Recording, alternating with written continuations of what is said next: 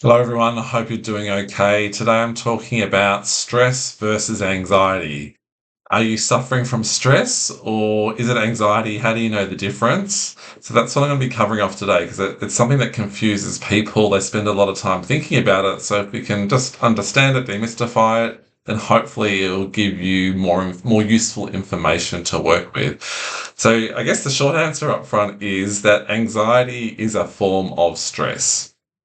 So it's just I guess, a more persistent form of stress, which I'll talk about. So they stem from the same thing. The mechanism behind both is the same. It's normal for everyone to experience stress. Just to get the basics clear, stress is some form of pressure or tension out of the ordinary that we feel.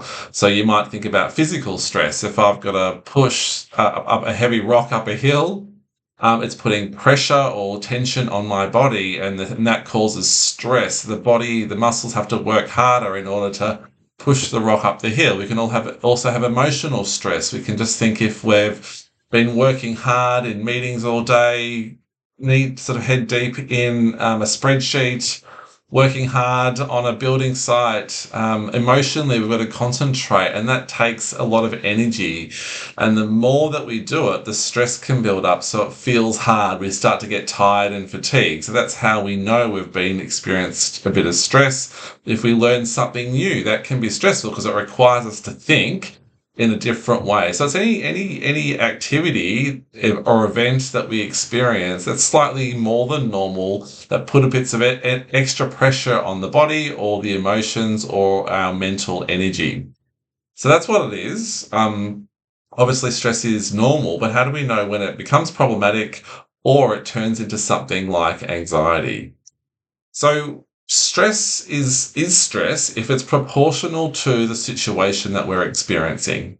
So it's normal for the arms to feel tired, the muscles to feel tired as we're doing a long workout, we're getting tired, we're pushing that rock up a hill, we're going for a long run. And that's normal stress because it's proportionate to the activity that we're feeling.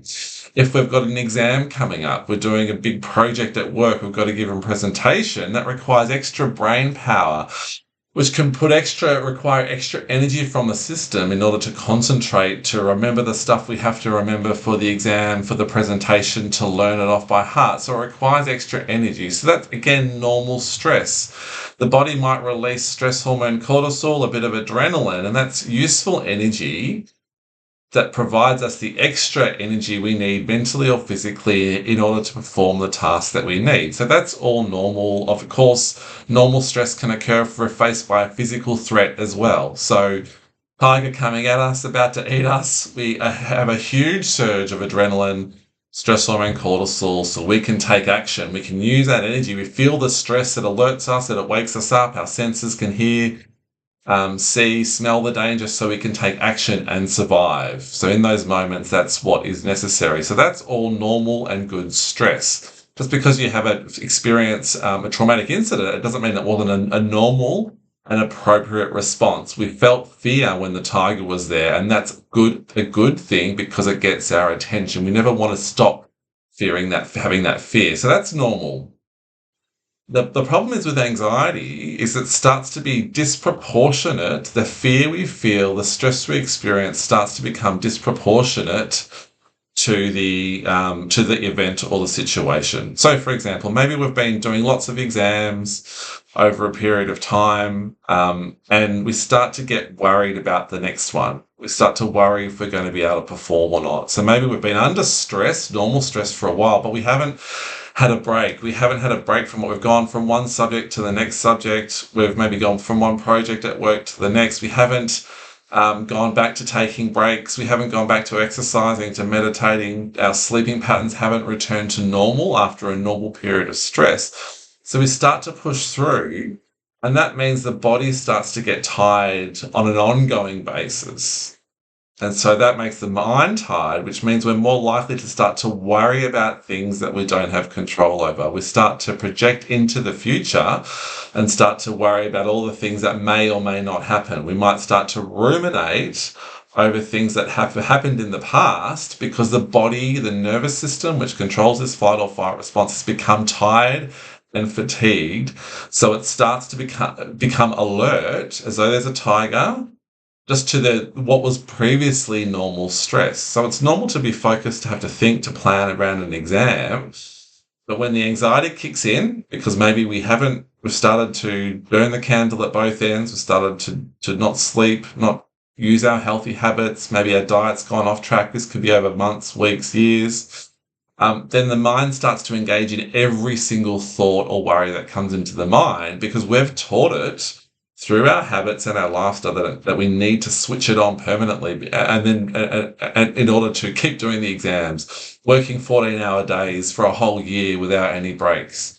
And so that normal stress starts to turn into anxiety, which we then struggle to switch off ourselves because we're not aware of what's happened. We're not aware that we've actually, by default, through our habits, told our nervous system and our stress response to switch on permanently or almost every day, because in order to have the energy, the adrenaline, the stress hormone cortisol, to push through and get things done. But the body can't live like that permanently. And that's why we get these nasty thoughts coming in, worrying thoughts, what if thoughts. It's trying to get our attention, but we just take the message as though we've got some sort of problem. And so that's where we start to mentally worry permanently about the future. Not permanently, I should say, but we start to live more mentally in the future or go over the past, because our body is almost screaming at us to be alert for what's to come or what has been. So that's the difference. I hope that makes sense in terms of explaining the difference. The methods to deal with it is effectively the same thing, which I describe in other videos. But hopefully you can start to identify for yourself what is normal and when it starts to become problematic. Of course, it's not just thoughts. The physical symptoms of stress start to manifest more often with anxiety. So you might be lying in bed, the heart starts to race, the chest tightens, we get sweaty palms, hot flushes, muscle tension. It might be on the couch or sitting at our desk at work. So those physical symptoms start to exacerbate, as well as the worrying thoughts. And that's another sign that the normal stress has started to become problematic, because it starts to turn on when there is no physical threat. There is no exam anymore. The exams are finished. The work presentation is over.